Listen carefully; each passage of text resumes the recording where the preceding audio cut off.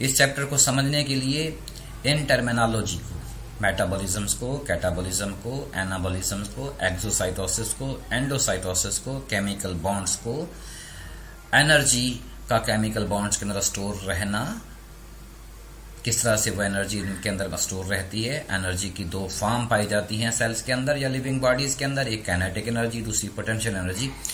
इन तमाम टर्मिनोलॉजी को समझना जरूरी था ताकि हमें ये चैप्टर आगे समझ आ जाए।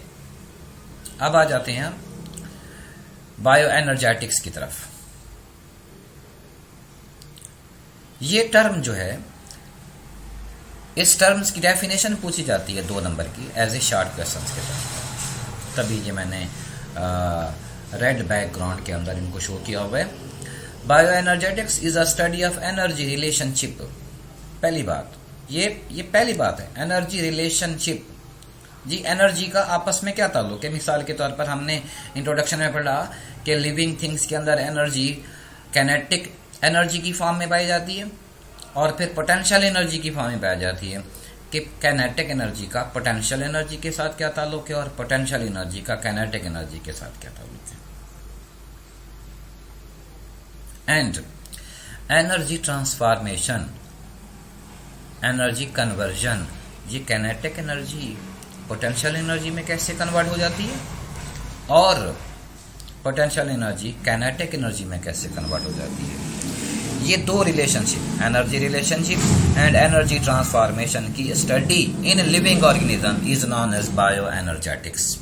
ये पूरा चैप्टर एनर्जी रिलेशनशिप और energy transformation in living organisms के ऊपर मुश्तमिल है। अब organism obtain energy by metabolising the food. अब जो ऑर्गेनिजम्स होते हैं वो जो कुछ खाते हैं या जो कुछ फोटोसिंथेसिस के जरिए से या केमिकल सिंथेसिस के जरिए से अपनी बॉडीज के अंदर बनाते हैं और उसको यूज करते हैं एज ए फूड के तौर पर, ऑर्गेनिज्म उस फूड से एनर्जी हासिल करते हैं। ऑर्गेनिज्म दे ईट और prepare food, food contain potential energy in its bonds. हमने पहले तस्करा किया कि बॉन्ड्स के अंदर, केमिकल बॉन्ड जो होते हैं उनके अंदर पोटेंशियल एनर्जी पाई जाती है। ठीक है, अब नीचे एक डायग्राम है जिसमें हमें ये तमाम रिलेशनशिप नजर आएगा। हम ये देख रहे हैं कि ये कार्बन डाइऑक्साइड का मॉलिक्यूल है। कार्बन डाइऑक्साइड के मॉलिक्यूल के अंदर हम इनकॉर्पोरेट करते हैं ऑर्गेनिजम्स ऑफ हाइड्रोजन के मॉलिक्यूल। इस तरह से ये रिलेशनशिप बन जाता है कार्बन, हाइड्रोजन, ऑक्सीजन का। आप जरा देखें कि यहाँ पर कार्बन और ऑक्सीजन के मॉलिक्यूल के दरमियान में हाइड्रोजन इनकॉर्पोरेट हो गया। इस तरह से क्या हो गया, ये कार्बन डाइऑक्साइड की रिडक्शन हो गई। कार्बन डाइऑक्साइड की रिडक्शन हो गई। कार्बन डाइऑक्साइड की रिडक्शन होती है during the process of photosynthesis. तमाम ग्रीन प्लांट्स फोटोसिंथेसिस का प्रोसेस करते हैं और वो कार्बन डाइऑक्साइड और पानी को आपस में मिलाते हैं और पानी में जो हाइड्रोजन का एटम मौजूद होता है वो कार्बन डाइऑक्साइड के अंदर इनकॉर्पोरेट हो जाता है और इस तरह से कार्बन डाइऑक्साइड मॉलिक्यूल की रिडक्शन हो जाती है और इसके नतीजे में फाइनल प्रोडक्ट जो बन जाता है वो होता है C6H12O6, जिसको हम ग्लूकोज कहते हैं। यहाँ हम वेरी सिंपल फॉर्म के अंदर हम कह रहे हैं कि जी इस प्रोसेस के जरिए से फूड स्टफ वजूद में आ गया। अब जी जितने भी ग्रीन प्लांट्स होते हैं वो तो इस तरीके से फूड स्टफ अपना तैयार कर लेते हैं फोटोसिंथेसिस के जरिए से। बैक्टीरिया जो कि ऑटोट्रॉफिक बैक्टीरिया होते हैं वो कीमो सिंथेटिक के जरिए से अपनी फूड तैयार कर लेते हैं। लेकिन फंजाई हैं, एनिमल्स हैं, एनिमल लाइक प्रोटिस्टा हैं, वो सारे के सारे यही खुराक, यही फूड स्टफ जो प्लांट ने बनाया उसको इस्तेमाल करते हैं।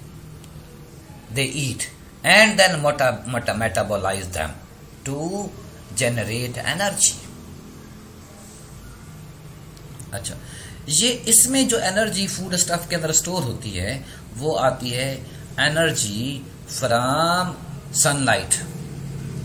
जिसका हम दे रहे हैं लाइट एनर्जी या रेडिएट एनर्जी का नाम दे रहे हैं। अब आगे जाता है, इस फूड स्टफ्स की रेस्पिरेशन के जरिए से ऑक्सीडेशन होती है और रेस्पिरेशन के नतीजे में एटीपी बनते हैं और एटीपी हकीकत में एनर्जी का रिलीज है। अब एनर्जी दो फॉर्म में यहाँ पर रिलीज होगी जब रेस्पिरेशन का प्रोसेस होगा। एनिमल्स के अंदर एनिमल्स उस एनर्जी को अपनी बॉडी के अंदर मेटाबॉलिक रिएक्शंस के लिए भी इस्तेमाल करेंगे और बहुत सारी energy as a by product heat के तौर पर उनकी बॉडी से खारिज भी हो जाती है। आगे जो मामला होता है storage of energy in the formation of ATP. अब एटीपी कैसे बनते हैं कि रेस्पिरेशन के प्रोसेस के अंदर एटीपी और इन ऑर्गेनिक फास्फोरस मौजूद होते हैं, ये आपस में मिलते हैं तो एटीपी वजूद में आते हैं। अगर हम ग्लूकोज मॉलिक्यूल की ऑक्सीजन की मौजूदगी में ऑक्सीडाइजेशन करते हैं, मतलब एरोबिक रेस्पिरेशन होता है, तो एटीपी 36 पैदा होते हैं। और अगर एनारोबिक रेस्पिरेशन के जरिए से फूड की ऑक्सीडेशन होती है तो 2 एटीपी प्रोड्यूस होते हैं।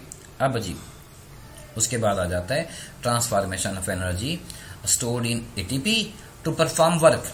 एनर्जी जो पैदा हुई उसको हम केमिकल एनर्जी एटीपी की फॉर्म के अंदर स्टोर कर लेते हैं। अब ये energy store energy active transport में इस्तेमाल होती है, ऑर्गेनिजम्स की बॉडी को मेंटेन करने के अंदर इस्तेमाल होती है और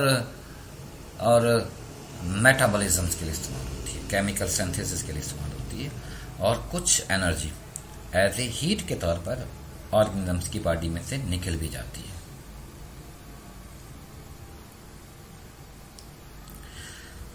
When these bonds are broken down, जब ये बॉन्ड टूटते हैं, a large amount of kinetic energy is usually released। बहुत सारी वर्किंग एनर्जी रिलीज होती है जो जाके एक्टिवली फंक्शन को परफॉर्म करती है, मेटाबॉलिज्म्स को परफॉर्म करती है, एक्टिव ट्रांसपोर्ट करती है, मेंटेनेंस ऑफ द बॉडी करती है, केमिकल सिंथेसिस करती है। Some of this energy is store in the form of potential energy in the bonds of ATP molecule. और उनसे कुछ एनर्जी एटीपी मॉलिक्यूल के अंदर एटीपी की फॉर्म के अंदर स्टोर भी हो जाती है, while the rest escape as heat. बाकी जो है वो एज ए खारिज हो जाती है, स्कैप हो जाती है, आज़ाद हो जाती है हीट के तौर पर। The potential energy store in ATP is again transform into kinetic energy to carry out life processes.